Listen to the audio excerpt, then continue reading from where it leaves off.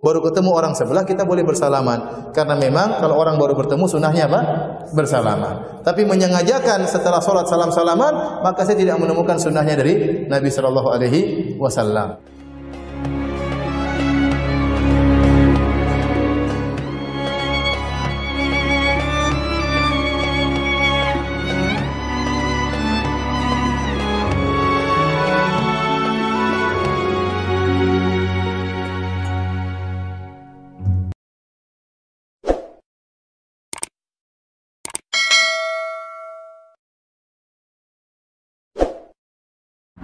Seperti yang sering kita lakukan ketika kita selesai melaksanakan sholat, maka kita musafahah, kita salaman sesama jemaah. Jadi kalau kita sedang melakukan sholat jemaah, maka setelah kita selesai melakukannya, kita melakukan musafahah. Nah, ini ada yang mengatakan merupakan perbuatan bid'ah karena tidak dilakukan di zaman Nabi. Pertama, terkait dengan masalah bid'ah, secara definisi itu banyak terjadi pendeskripsian, perbedaan di antara ulama. Namun menurut saya, dari sekian definisi yang ada, yang sangat relevan kita gunakan adalah definisi bahwa bid'ah itu merupakan sesuatu yang tidak ada dalilnya dalam syara, baik dalam Al-Quran atau hadis, walau aman, meskipun dengan tinjauan umum. Oke, kita begini saja. Dalam persoalan salaman, musafahah setelah sholat jemaah, sebagaimana yang dilakukan oleh umumnya masyarakat Indonesia, itu kita katakan tidak ada dalil dalam Al-Quran dan hadis. Namun kita bisa melihat dari tinjauan yang lain. Yang pertama, di antara faedah sholat jemaah itu akan mempertemukan antar umat Islam. Itu ajang bagaimana umat Islam kemudian berkumpul dan bertemu satu dengan yang lain, sehingga misalkan demikian, sehingga ketika demikian kenyataannya, maka melakukan musafahah setelah sholat jemaah masuk pada keumuman hadis tentang disunnahkannya musafahah ketika orang Islam bertemu dengan orang Islam yang lain. Jadi memang konteksnya dalam ayat ini, dalam hadis ini, konteksnya dalam hadis ini kan memang tidak berbicara tentang sholat jemaah.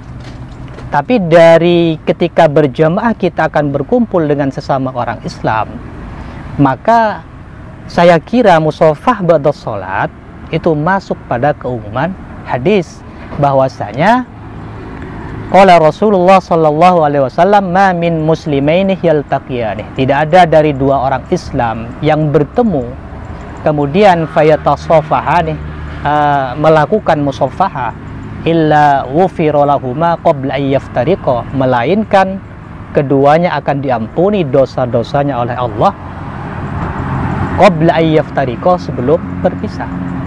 Sehingga di sini kalau kita membaca dari keumuman hadis ini, maka melakukan musafahah ba'da sholah itu termasuk dari bagian ini. Dan kemudian di antara juga faidah dari musafahah adalah menghilangkan unek-unek yang tidak baik antar sesama Islam. Sehingga ketika misalkan kita bertemu dengan sesama muslim yang sebelumnya ada masalah dengan kita, masalah pribadi, kemudian kita musafah kepada saudara kita yang muslim tersebut, maka unek-unek ketidaknyamanan itu akan hilang. Maka dengan demikian berarti juga dari tinjauan ini musafah juga masuk pada keumuman hadis ini, karena di antara hikmah hadis ini adalah bisa menghilangkan unek-unek yang tidak baik yang terjadi atau konflik atau rasa yang tidak nyaman kepada sesama muslim, dengan demikian maka itu akan dihilangkan dengan musafahah tersebut. Ya. Kemudian juga dari tinjauan yang lain, di antara faedah musafahah itu juga idkhalus surur kepada sesama muslim. Dan tentunya banyak hadis-hadis yang menjelaskan tentang anjuran untuk idkhalus surur kepada orang muslim. Saya kira semuanya sepakat, baik yang mengatakan bahwa musafah setelah sholat itu bid'ah atau tidak, bahwa di antara faedahnya musafah itu bisa membahagiakan teman kita. Kita bisa memasukkan rasa bahagia kepada mereka, sehingga dengan kita menyalami mereka, maka ada rasa keamanan dari saudara kita, sehingga mereka bahagia dengan keberadaan kita.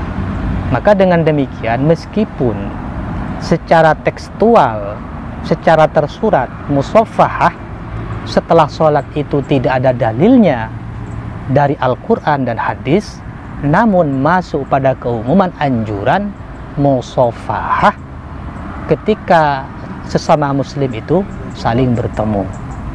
Nah, kemudian begini juga, saya kira dalam persoalan yang kita lakukan itu tidak harus selalu ada dalil. Banyak sekarang yang terjadi ketika orang sholat, habis sholat tidak wirid, masa butuh dalil untuk kita ngomong boleh? Masa kita mengatakan bahwa orang yang tidak wirid setelah sholat berarti melakukan perkara bid'ah?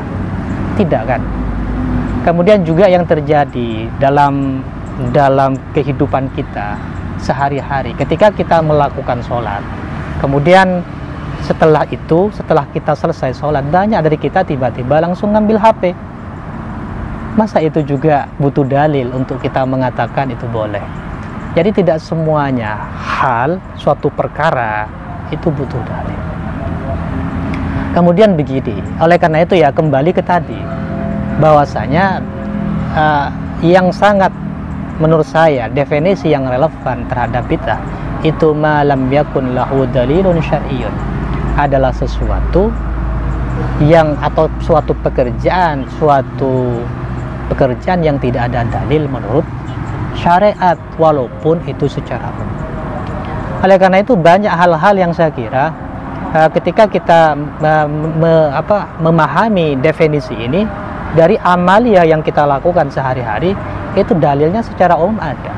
Contohnya misalkan seperti inisiasi seseorang untuk mengumpulkan orang-orang melakukan sholawat berjamaah bersama-sama.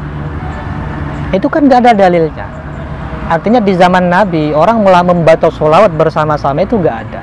Lalu apakah kita mengatakan bid'ah? Saya kira bukan. Kenapa? Karena bersolawat berjamaah bersama-sama itu masuk kepada keumuman ayat Al-Quran, Innallah wa malaikatahu yusalluna 'alan nabi ya ayyuhalladzina amanu sallu. Itu ada perintah sholawat, dan di situ sifatnya umum dan tidak terbatas. Artinya mau dilakukan bagaimanapun, mau dalam praktek apapun, yang penting bersolawat. Sehingga inisiasi melakukan itu, mengumpulkan orang untuk bersalawat bersama atau berzikir bersama, itu saya kira bukan suatu perkara yang bid'ah. Kalaupun mau kita katakan bid'ah, itu termasuk bid'ah yang baik. Itu termasuk gagasan yang baik, sesuatu yang baru namun merupakan sesuatu yang baik. Nah, sehingga ini yang saya kira perlu dipahami. Kalau bid'ah itu dipahami sesuatu yang tidak ada di zaman Nabi, atau dipahami tidak dilakukan oleh Nabi, maka banyak sekali hal-hal yang itu bid'ah dan itu merupakan bentuk-bentuk kesesatan. Dan saya kira tidak bisa dibagi-bagi kemudian pada bid'ah dunyawiyah, bid'ah ukhrawiyah, semuanya sama. Artinya ketika anggapan bahwa sesuatu yang baru itu bid'ah kemudian dianggap dolalah, maka saya kira itu semua banyak sekali hal-hal itu yang bid'ah dan orang-orang terjebak kepada gitu. Sehingga kembali ke tadi, definisi bid'ah menurut saya yang paling relevan kita gunakan adalah malam yakun lahu dalilun syar'iyyun walau aman, sesuatu yang tidak ada atau pekerjaan yang tidak ada dalil syar'inya walaupun secara umum.